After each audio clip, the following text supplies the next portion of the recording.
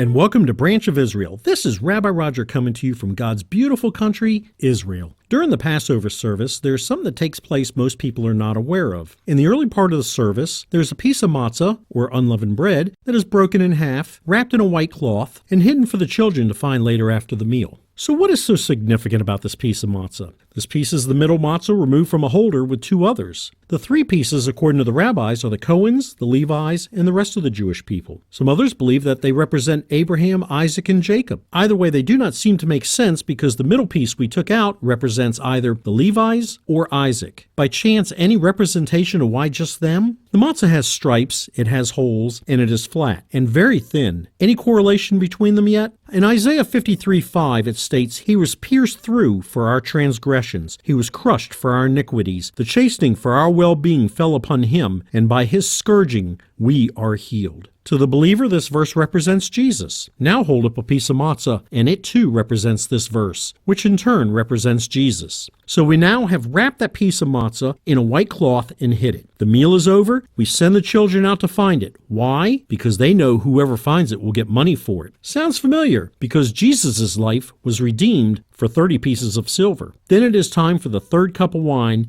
and it is called the cup of redemption. The same cup that communion comes from. Matthew 26 reads, "While they were eating, Jesus took some bread, and after a blessing, he broke it, gave it to his disciples, and said, 'Take, eat, this is my body.' And when he had taken a cup and given thanks, he gave it to them, saying, 'Drink from it, all of you, for this is my blood of the covenant, which is poured out for many for forgiveness of sins.'" This same piece that was hidden was passed around the table for all to partake, as well as the third cup of wine. This piece of matzah has an interesting name in the Passover service, and it is the only item in the service with a Greek name called Afikomen. It means I must come, or I will arrive. Now, putting everything together, we have Jesus was born in Bethlehem, meaning house of bread. The book of John refers to him as the living bread. He came so that we would have life in him. He was pierced for our transgressions, crushed for our iniquities, and by his stripes we are already healed. He was wrapped in a white linen cloth, and on the third day he was resurrected just like the third cup when we broke the Afikomen